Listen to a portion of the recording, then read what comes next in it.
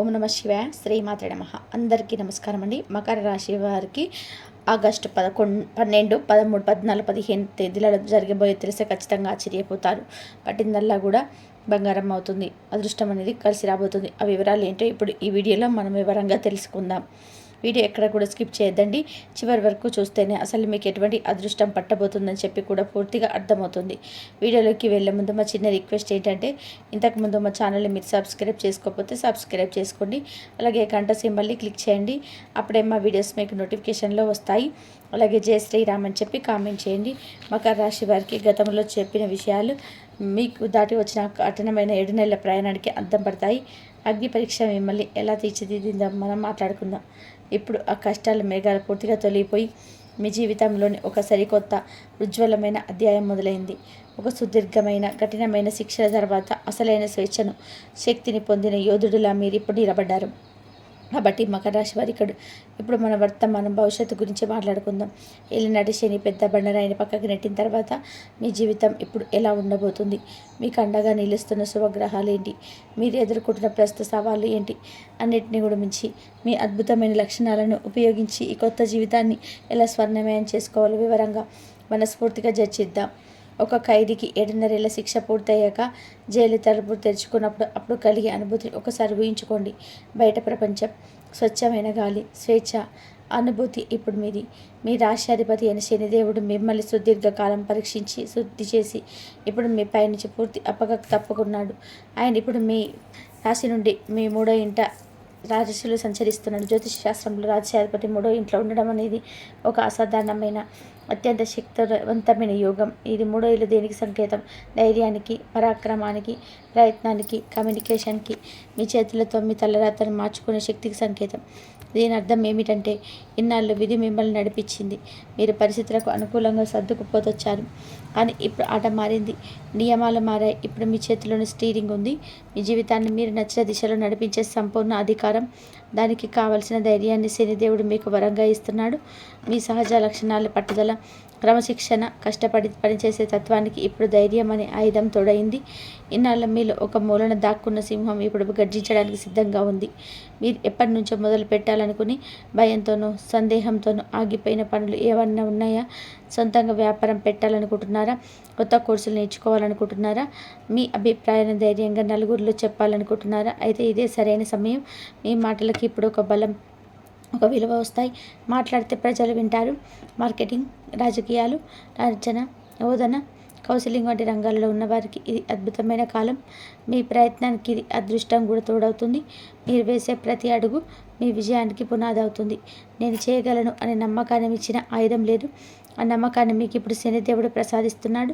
కాబట్టి ఇక తిరిగి చూడకండి. మీ కళల వైపు ధైర్యంగా పరుగు ప్రారంభించండి. ఏలినాటి శనిపోయింది కదా, ఇక కష్టాలు ఉండవా అని మీరు అడగవచ్చు. జీవితం అంటేనే సవాళ్ళు, అవకాశాలు కలయిక.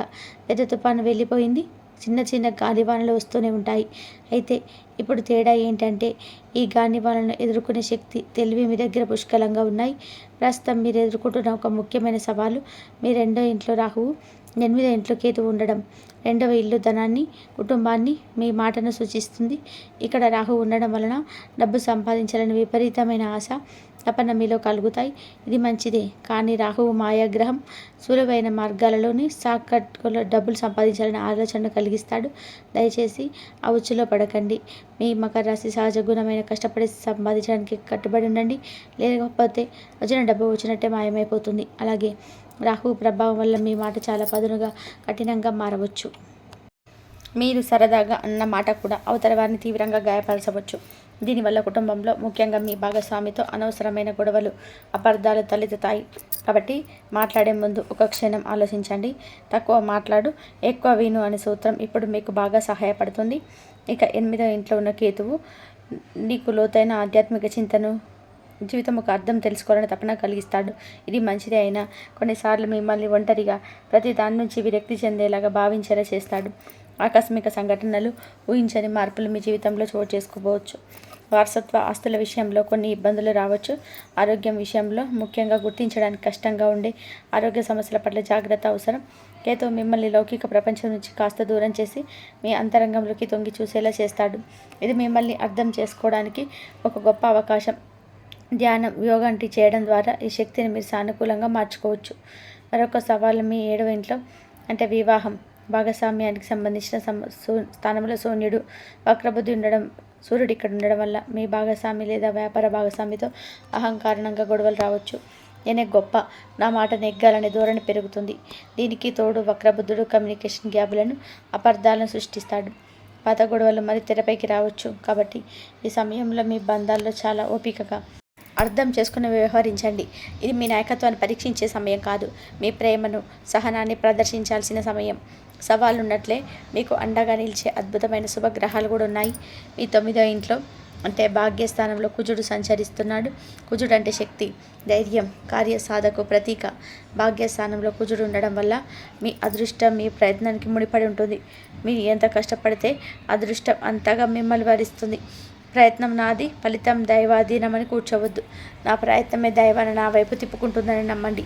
ఉన్నత విద్య కోసం ప్రయత్నిస్తున్న విద్యార్థులకి, విదేశాలకు వెళ్ళాలనుకునే వారికి ఇది చాలా అనుకూలమైన సమయం. తండ్రి గారి ఆరోగ్యం మెరుగుపడుతుంది.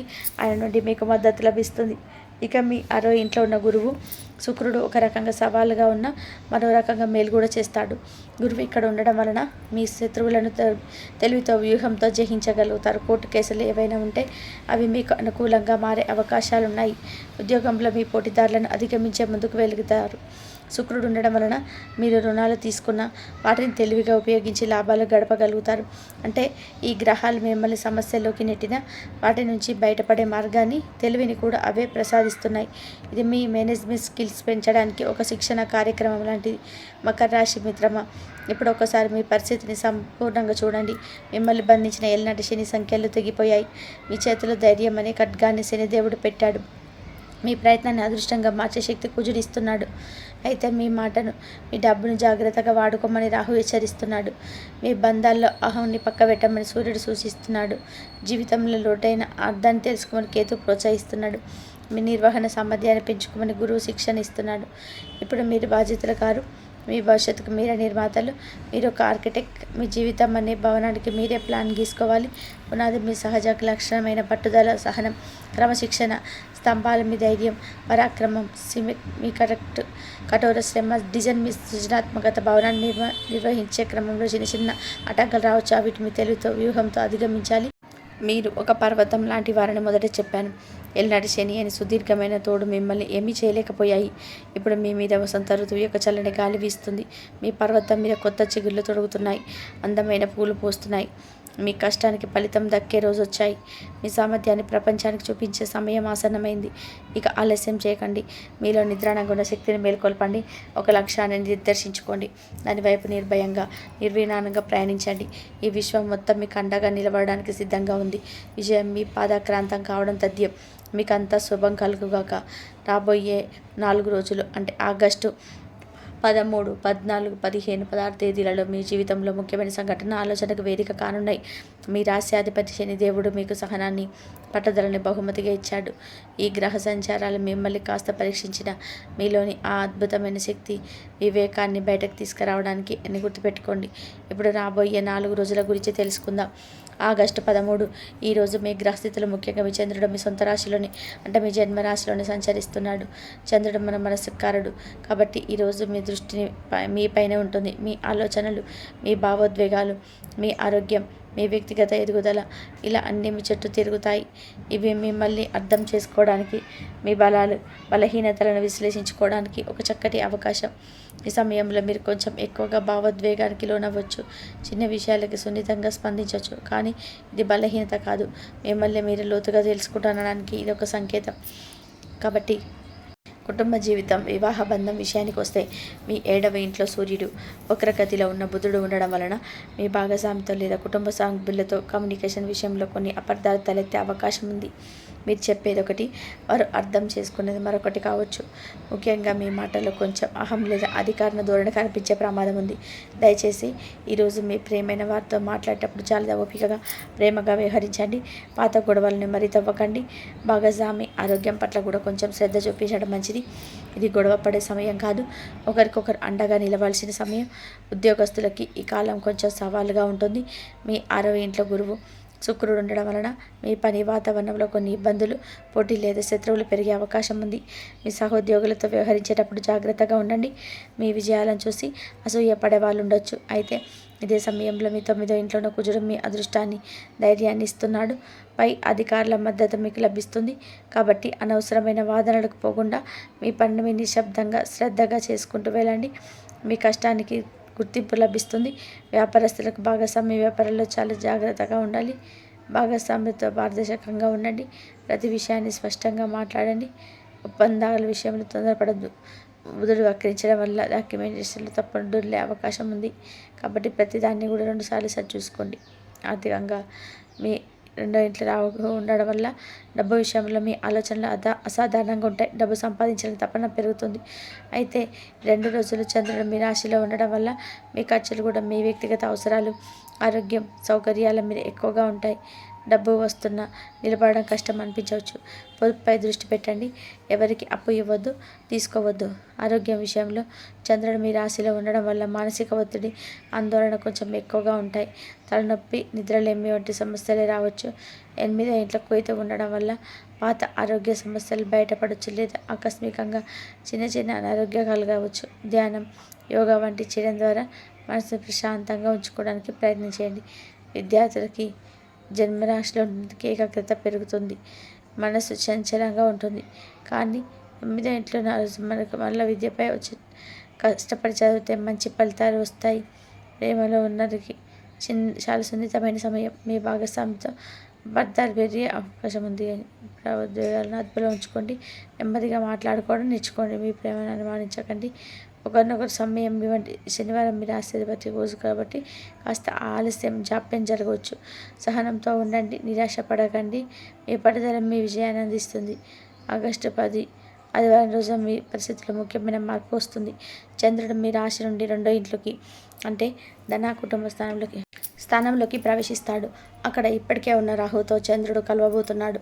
ఈ కలయిక వల్ల ఈరోజు మీ ప్రధాన దృష్టి అంతా కూడా డబ్బు, కుటుంబం మీదనే ఉంటుంది. చంద్ర రాహువుల కలయిక మనసులో ఒక రకమైన అలజడిని, గందరగోళాన్ని సృష్టిస్తుంది. కుటుంబ జీవితంలో ఈరోజు చాలా జాగ్రత్తగా ఉండాలి. మీ మాటలు కఠినంగా మారవచ్చు. మీరు అనుకోకుండా అనే మాటలు కూడా కుటుంబ సభ్యులు తీవ్రంగా బాధ పెట్టవచ్చు. ఇంట్లో వాదోపవాదాలు, ఆస్తికి సంబంధించిన చర్చలు లేదా ఆర్థిక విషయాలపైన గొడవలు జరిగే అవకాశం ఉంది. దయచేసి ఈరోజు మౌనంగా ఉండడానికి ప్రయత్నించండి లేదా మాట్లాడితే చాలా మధురంగా మాట్లాడండి. ఇది మీ సహనాన్ని పరీక్షించే రోజు. ప్రశాంతంగా ఉంటే సాయంత్రానికి అంత సర్దుకుంటుంది. వివాహితుల భాగస్వామి కుటుంబ సభ్యులతో వ్యవహరించేటప్పుడు జాగ్రత్త వహించాలి. ఆర్థికంగా ఈరోజు అత్యంత కీలకమైనది. చంద్ర రాహుల కలయిక ధనస్థానంలో జరగడం వల్ల ఆకస్మిక ధన నష్టం లేదా ఊహించని పెద్ద ఖర్చులు వచ్చే ప్రమాదం ఉన్నది. ఆన్లైన్ మోసాల పట్ల జాగ్రత్తగా ఉండండి.